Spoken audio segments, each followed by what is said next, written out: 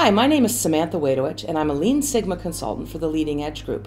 Today I'd like to talk to you about the differences between Lean, Lean Sigma, and Six Sigma. There's been a lot of questions and confusion over it, so hopefully we can clear some of it up. The first slide that we're looking at shows a histogram of patients' wait time. You can see that on average, patients are waiting around 30 minutes. But their wait time range could be anywhere between, let's say, 10 and 50 minutes. So we do tend to see a large variation of wait time. If we were to focus only using Six Sigma, we would be actually attacking the variation, understanding why there's variation in this process. You'll notice that we'll decrease that variation, but we're still going to have the same average time of 30 minutes.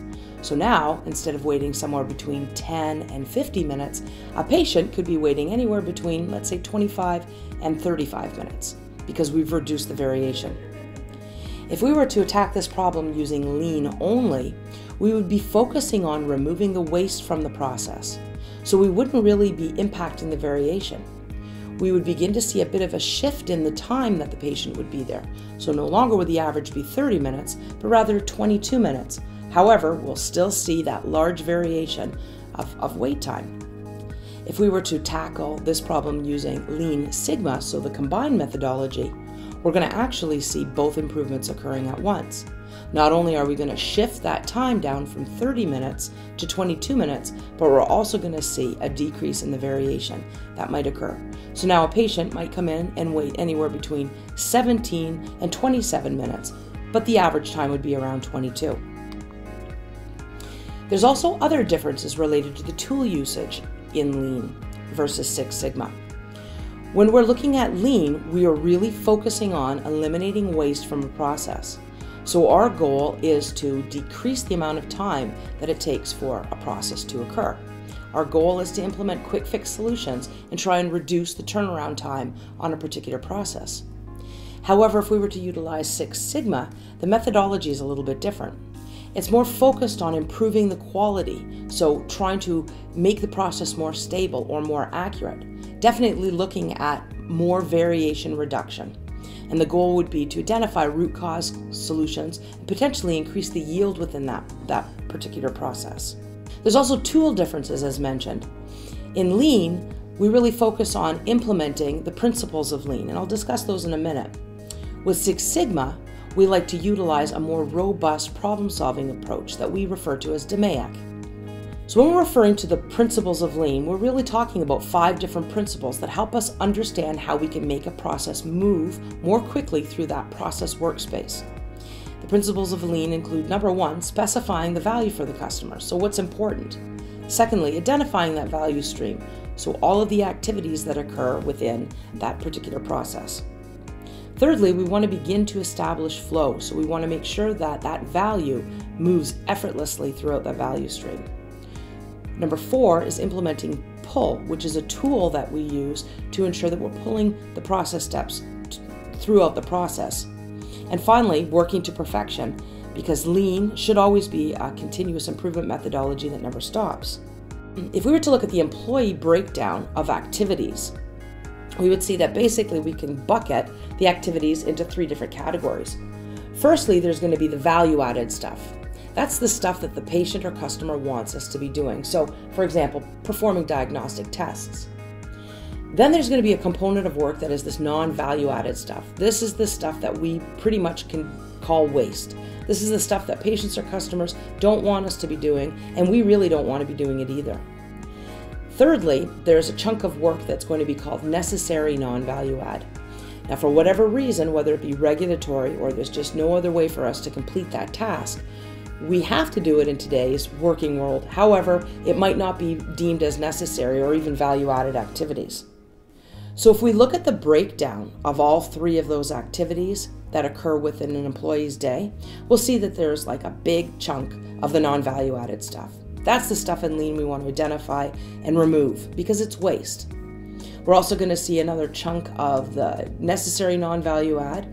Again, we want to relook at those activities to see is there an opportunity for us to reduce some of the waste. And then we're going to see a proportion of work that is actual value added. The goal in Lean is to try and change the proportion of those activities. Ideally, we want to see a greater amount of value add in comparison to the non-value add or the necessary non-value add.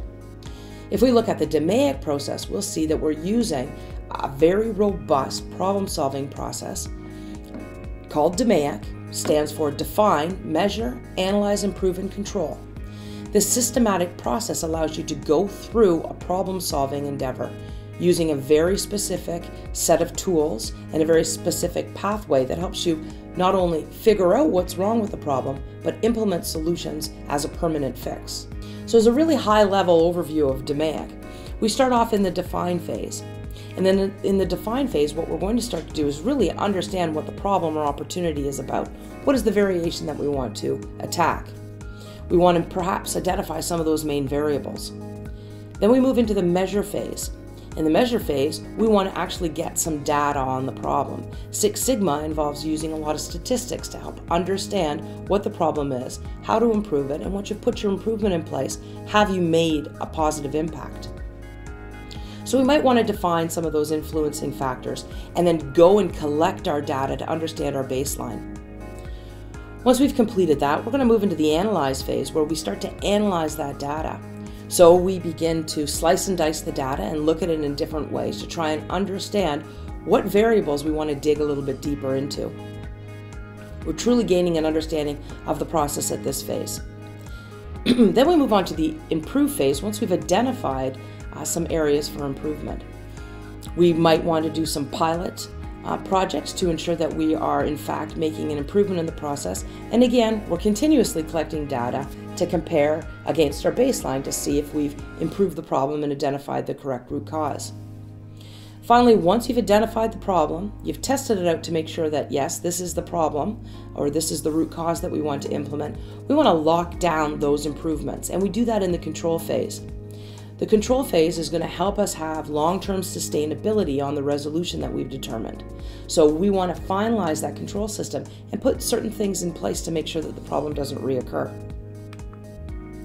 Now, the fusion between Lean and Sigma is a very powerful union, as you saw from the first slide. With Lean, we're really focusing on improving the speed, whereas with Six Sigma, we're really focusing on the stability and accuracy of the particular system. However, if both are combined, you'll see that you can really gain quantum improvements within a particular process.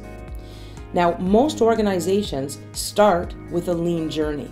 The intention is, let's remove all the waste from the process, because once we begin to remove the waste, we can start to focus on the variability that exists within the process. So usually we see a lot of organizations take on Lean training and Lean implementation. And then once the organization is comfortable with that, they begin to focus on either Six Sigma or Lean Sigma methodologies to further make more improvements. I hope that clarifies a little bit about the difference between Lean and Six Sigma and how Lean Sigma comes together to make that powerful union. Please contact the Leading Edge Group and request a free briefing with one of our consultants.